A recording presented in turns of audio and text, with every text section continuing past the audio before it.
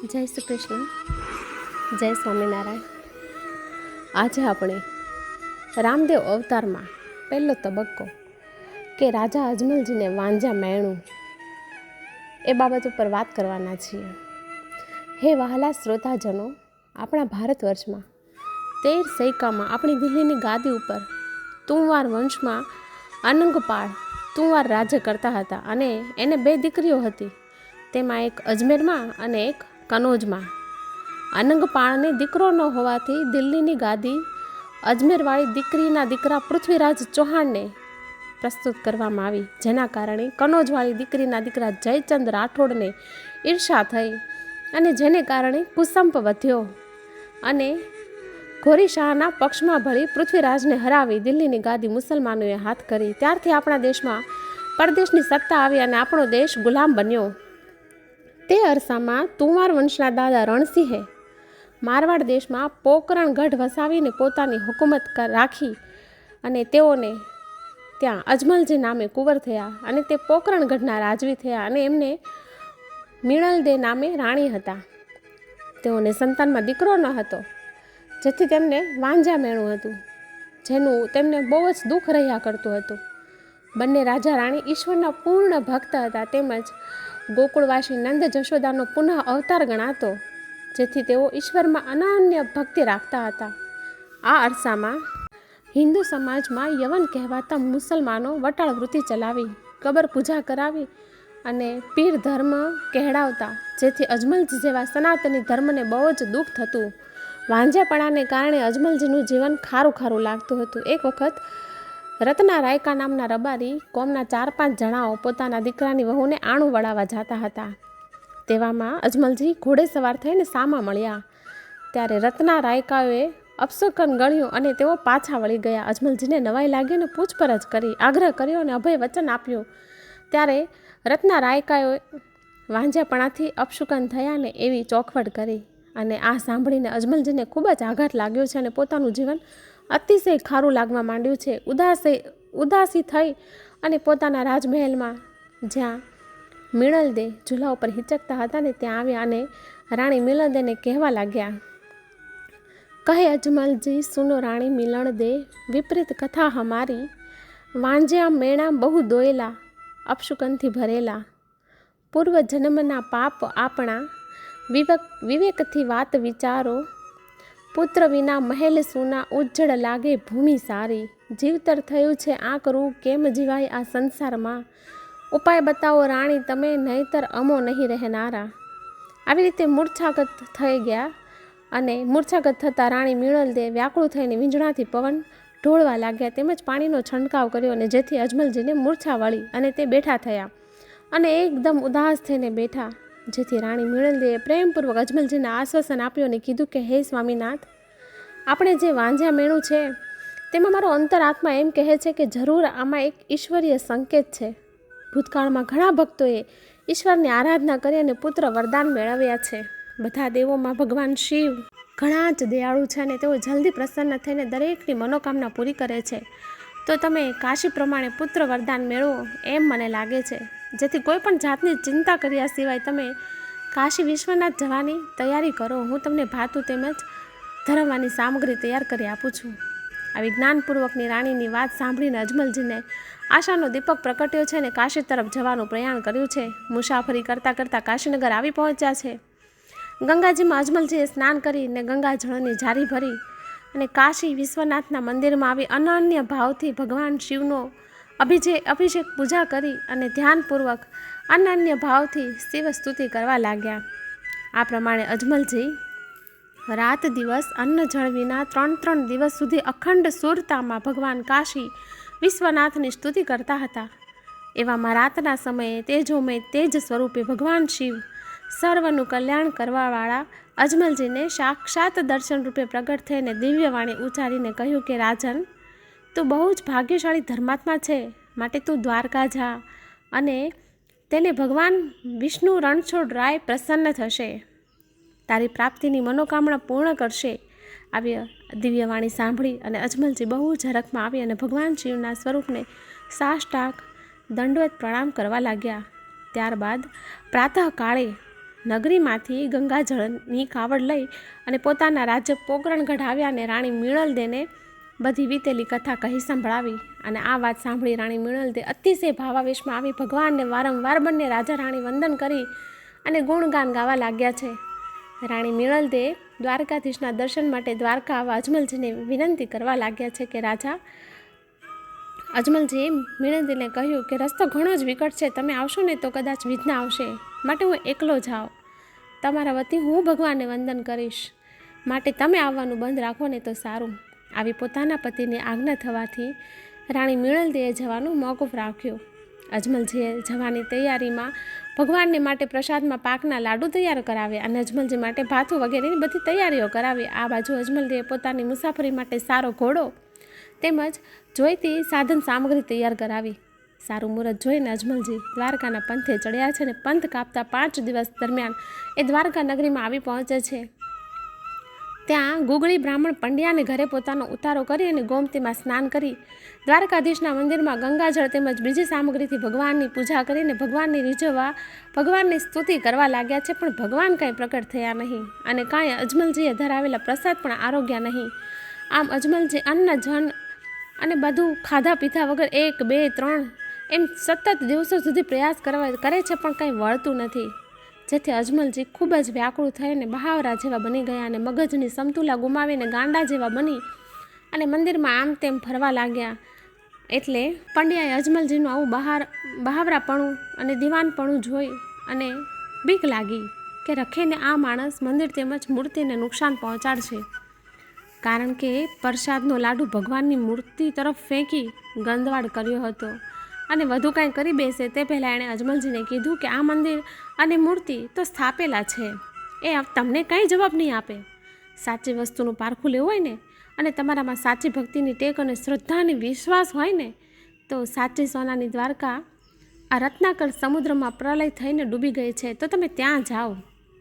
આ સાંભળી અજમલજી એ પંડ્યા ગુગળીને કહ્યું કે તે સ્થળ મને કૃપા કરીને બતાવું, હું ત્યાં જવા તૈયાર છું. આથી 2 ગુગળી પંડ્યા તે સ્થળ બતાવવાને ઉપડ્યા છે અને મનમાં વિચાર કર્યો કે આ ઘેલો રાજા પાછો વળવાનો નથી, જેથી તેનો આ સુંદર ઘોડો અને બધી સામગ્રી આપણને મળી જશે. અને સમુદ્ર તટે જઈ ને જ્યાં પાણી ઘૂમરી મારતું હતું ને ત્યાં બંને ગુગળી પંડ્યા ઊભા રહી અને વારા પરથી એક પછી એક પથ્થરનો ઘા કરીને જગ્યા બતાવી કે તમે આ જગ્યાએ અંદર જાઓ. હવે એ જે જગ્યા બતાવેલી હતી ત્યાં અજમલજી જય જય રણછોડરાય એમનો ઉચ્ચાર કરી અને ખડક પરથી ભૂસકો માર્યો. આ તરફ 14 બ્રહ્માંડના અધિપતિ ભગવાન વિષ્ણુ શેષ સૈયા ઉપર પોઢતા હતા, તે પોતે ઝબકી ગયા. આથી લક્ષ્મીદેવી પણ વ્યાકુળ થઈને પૂછવા લાગ્યા કે પ્રભુ આપને એકાએક શું થયું? આથી ભગવાને ઉત્તર આપ્યો કે દેવી, મારા પરમ ભક્તિ મારો મેળાપ કરવા રત્નાકરમાં ભૂસકો માર્યો છે, મારે તેનો બચાવ કરી અને એમની મનોકામના પૂર્ણ કરવી પડશે. આમ કહી ભગવાને એક પલકમાં પોતાની માયા રચી અને સોનાની દ્વારકા રચી દીધી. જેવા અજમલજી સમુદ્રમાં પ્રવેશ કરતા પાતાળ તરફ જઈ રહ્યા હતા તેવામાં આ સોનાની દ્વારિકાના ભૂમિ ઉપર પોતે ઉતર્યા અને તેના આશ્ચર્યનો અચરજનો કંઈ પાર રહ્યો નથી. નગરી અતિ રણિયામણી દેખાઈ. પાદરમાં સુંદર સ્ત્રીઓને પાણી ભરતી જોઈ અને અજમલજીએ આ સ્ત્રીઓને ખૂબ જ નમ્ર ભાવે પૂછવા લાગ્યા કે આ શહેરનું નામ શું છે અને આ નગરનો રાજા કોણ છે? ત્યારે સ્ત્રી સમૂહ અજમલજીને કહેવા લાગ્યા કે તમે ભાગ્યશાળી રાજન છો, પણ અજાણ્યા છો એવું લાગે છે. આ નગરીનું નામ દ્વારિકા છે અને અહીં રણછોડ રાયના રાજ તપે છે અને સામેના મંદિરે જે છે ને તે જ રણછોડ રાયના ધામ છે. આવા વચનો જ્યારે સ્ત્રીઓના અજમલજીએ સાંભળ્યા ત્યારે અજમલજીને આનંદ માતો નથી અને તેને લોપવિલોપ થવા લાગ્યું કે પોતે સ્વપ્નમાં છે કે જાગૃત છે તે પોતે ખુદ થોડીવાર નક્કી કરી શકતા નથી. પણ પછી તે દ્રઢ વિશ્વાસથી એવું લાગે છે કે પોતે છે તો ખરેખર જાગૃતિમાં જ. ત્યારે તે ભગવાન મંદિર તરફ એકદમ ઉતાવળે પગલે અધીરાઈથી ચાલવા લાગ્યા.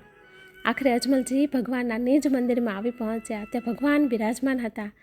જ્યારે ભગવાન ભક્તની આ બંનેની 4 નજરો એક થઈ ત્યારે એકબીજા દોડી પરસ ભેટી પડ્યા અને ભગવાને અજમલજીને કુશળતા પૂછી પણ અજમલજી ગદગદ કંઠે કશો ઉત્તર આપી શક્યા નહીં.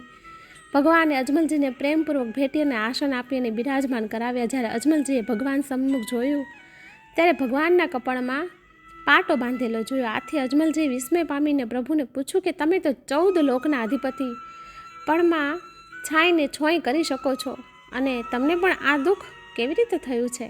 ત્યારે પ્રભુ હાસ્ય કરીને બોલ્યા કે મારા પરમ ભગતે મંદિરમાં મારા ઉપર રીસ ચડાવીને પાકનો કઠણ લાડુ માર્યો છે, એની મને આ ઈજા છે.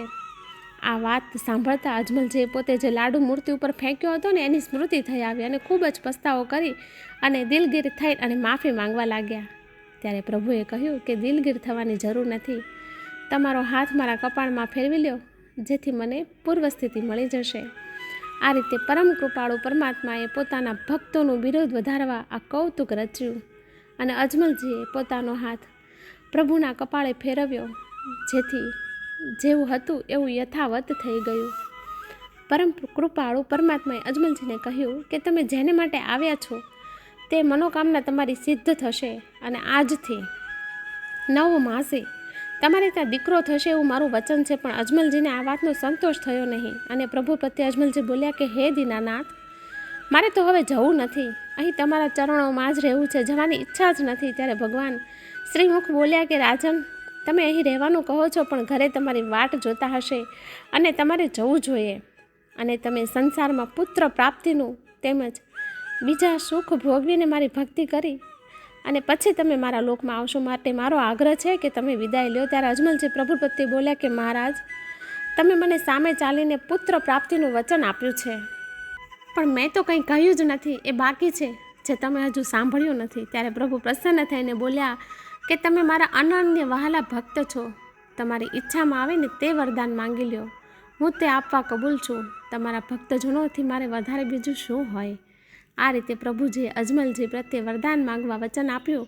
ત્યારે અજમલજીએ 2 હાથ જોડી પ્રભુની પ્રેમપૂર્વક સ્તુતિ કરી કહેવા લાગ્યા કે હે દીનાનાથ, આ ભારત વર્ષમાં ઉત્તમ એવા સનાતન ધર્મ નષ્ટ થઈ રહ્યો છે અને યવન કહેવાતા મુસલમાનો વટાણ વૃત્તિ ચલાવી રહ્યા છે, કબર પૂજા કરાવી પીર ધર્મનો પાખંડ ચાલી રહ્યો છે, જેથી ગાય, બ્રાહ્મણ, સાધુ, સંતો ધર્મ વિમુખ થઈ અને પીડાઈ રહ્યા છે. તેમજ અમારા દેશમાં ભૈરવા રાક્ષસનો ખૂબ જ ત્રાસ છે અને 12 કોષમાં ઉજ્જડ થઈ ગયેલ છે, જ્યાં પંખી પણ આડું ઉતરી શકતું નથી, જેથી અધર્મનો ફેલાવો થઈ રહ્યો છે. આવા અધર્મનો ફેલાવો જ્યારે જ્યારે પૃથ્વી ઉપર થાય ત્યારે આપે આપેલ વચન એ યાદ કરી આપે છે કે યદા યદા હિ ધર્મસ્ય ગ્લાનિર્ભવતિ ભારત અભ્યુત્થાનમ ધર્મસ્ય તદાત્માનમ સૃજામ્યહમ. તો હે પ્રભુ, આપનું વચન સિદ્ધ કરવા તમે પોતે જ સ્વયં મારું આંગણું પાવન કરો, એવી મારી માંગણી છે. આ સિવાય મારી કોઈ પણ જાતની ઈચ્છા નથી. આ સાંભળી અને પ્રભુ મંદ મંદ હસવા લાગ્યા અને કહેવા લાગ્યા કે હે ભક્તરાજ, તમે મહાન શુગ્ન અને ચતુર છો, તમારી ઈચ્છા પૂર્ણ થશે. તમે ધર્મના પિતા છો ને આપણે તો યુગો યુગોનો સથવારો છે. રામ અવતારમાં તમે દશરથ રાજા હતા અને કૃષ્ણ અવતારમાં તમે નંદ રાજા હતા, અને આ યુગમાં તમે અજમલ રાજા છો. અને ધર્મના 4 બંધુ રામ અવતારમાં રામ, લક્ષ્મણ, ભરત અને શત્રુઘ્નના સ્વરૂપમાં હતા. કૃષ્ણ બળદેવ, કૃષ્ણ તથા ઉદ્ધવ અને અક્રૂર હતા. આજે અમારા અંશ અવતારનું પ્રાગટ્ય તમારે ત્યાં થશે, તે નકલંગ અવતારનું હશે, તેમાં અમે રામદેવ થશું. અને લક્ષ્મણ બળદેવનો જે અવતાર થયો ને તે હરભુજી થશે, અને શત્રુઘ્ન અક્રૂરનો જે અવતાર થયો તે હરજી ભાટી થશે, અને વશિષ્ઠ અને ગર્ગાચાર્યનો જે અવતાર તે બાવા બાળનાથ થશે. ગરુડજીનું સ્વરૂપ હંસલા ઘોડાનું થશે. સીતા રૂક્ષ્મણીનો અવતાર હતા તે નેત્રલેનો થશે. જે જન્મો જન્મની દાસી જે મંત્રા અને કુબ્જાનો જે અવતાર તે ડાલીબાઈ તરીકેનો થશે. આ રીતે જ્યારે પ્રભુની દિવ્ય વાણી સાંભળી ત્યારે અજમલજીને ત્રિકાળ જ્ઞાન થયું છે અને પોતાપણાનું જ્ઞાન થયું, અને પોતાનું નિજ સ્વરૂપથી પોતાને બધું એક જ લાગવા માંડ્યું અને નેતિ નેતિ પોકારવા લાગ્યા. આ અવસ્થા જોઈ પ્રભુએ પોતાની લીલાની માયાની અજમાયશ અજમલ ઉપર કરી કહેવા લાગ્યા કે હે ભક્તરાજ, તમે આ અભય અચળો, રતન કટોરો, અમલ ડાબલી, વીર ગેડીઓ અને કનક કટારી તેમજ 2 અમર પુષ્પો, આ બધી સામગ્રી તમે અમારા આગમનની નિશાની તરીકે લઈ જાઓ. તમે એની પૂજા કરજો અને ધૂપ દીપ જળધારા તરીકે કરજો અને પુષ્પો પારણામાં પધરાવજો. પ્રથમ જન્મ થાય તેનું નામ વિરમદેવ પરાવજો. ત્યારબાદ અમે સ્વયં અજન્મા બાળક સ્વરૂપે વિરમદેવ સાથે પારણામાં પોઢીશું અને કુમકુમના પગલાં પડશે. તે અમારા પ્રમાણની નિશાની ગણાશે. આ રીતે અજમલજીને રોક્યા અને ત્રીજે દિવસે સવારમાં ગોમતીના કાંઠે મૂકી દીધા. જ્યારે અજમલજીને શોરબકોર થવા લાગ્યો, નિંદ્રા ઉડી અને ઉઠીને જુએ છે તો દ્વારકાધીશનું મંદિર અને જાત્રાળુઓની ભીડ જોઈ. અગાઉ જે બીના બની ગઈ હતી, જે ઘટના બની ગઈ હતી, તેમાં તેને નવાઈ લાગી. ગઈ ઘટના સ્વપ્ન સ્વરૂપ થઈ ગઈ, એ પણ જ્ઞાન રહી ગયું અને આપેલ પોટલી પણ જોઈ, જેથી પોતાના અસલ સ્વરૂપને એમને જાગૃતિ થઈ અને પોતે મનોમન બધું સમજી ગયા અને ઊભા થઈને ચાલવા લાગ્યા. ત્યાં પેલા બુગળી પંડ્યા સામા મળ્યા અને તેઓ હેપતાઈ ગયા કે આ ડૂબી ગયેલ રાજા પાછો આવ્યો, નક્કી ભૂત સર્જાયો છે. આમ વિચાર કરે છે ને ત્યાં અજમલજીએ પોતાના ઘોડાની માંગણી કરી અને પંડ્યાઓનો ઉપકાર માન્યો. પંડ્યાએ મનોમન સમજી કાંઈ પણ આનાકાની કર્યા સિવાય ઘોડો પાછો આપી દીધો અને સાચવવા આપેલ સંપત્તિ પંડ્યાને પ્રેમથી ભેટ આપી દીધી, જેથી પંડ્યાઓ પણ ખુશ થઈ ગયા. અને જે મનમાં વહેમ રહી ગયો તે કોઈ પણ હિસાબે ગયો નહીં. અજમલજી ગોમતીમાં સ્નાન કરી, ભગવાનના મંદિરમાં દર્શન કરી અને ઘોડે અસવાર થઈ પોતાના મારવાડ દેશનો રસ્તો પકડીને પોકરણગઢ જવા નીકળી ગયા. રાતે વાસો કરતા ને દિવસે મુસાફરી કરતા અજમલજી પોતાના રાજ પોકરણગઢ પહોંચી ગયા છે. પોકરણગઢમાં વાયુ વેગે અજમલજી પધાર્યાની ખબર ફેલાઈ ગઈ છે. અજમલજીના વાજતે ગાજતે સામયા કર્યા. રાણી મિણલદેએ જળનો કળશ ઉતારી અને અજમલજીની પૂજા કરી. સિંહાસન ઉપર બિરાજમાન કરાવી જળપાન ધરી રાણી પોતે વીંઝણો લઈ અને વાયુ ઢળવા લાગ્યા છે. અને અજમલજીને ખબર અંતર કુશળતાથી પૂછી અજમલજીએ ખૂબ ઉત્સાહપૂર્વક આનંદથી બધી વાત કરી છે. આ સાંભળી અને મિણલદેના આનંદનો પાર રહ્યો નહીં. અજમલજી તથા રાણી મિણલદે બંને વ્રત નિયમ ટેક લઈ પૂજા, કથા, કીર્તન અને પ્રભુ સ્મરણ કરવા લાગ્યા. આ રીતે મિણલદેને 9 માસે પુત્ર જન્મ્યો. રાજ્યમાં સાકર, પતાસા, મીઠાઈઓ વહેંચી અને આનંદ મંગળ વર્તાવા લાગ્યો અને કુંવરને પારણામાં પોઢાડ્યા છે. અહીંયા બસ આટલું જ. આગળની વાતો આપણે આગળના ભાગમાં કરીશું કે કેવી રીતે રામદેવજી મહારાજનું પ્રાગટ્ય થાય છે. જય શ્રી કૃષ્ણ.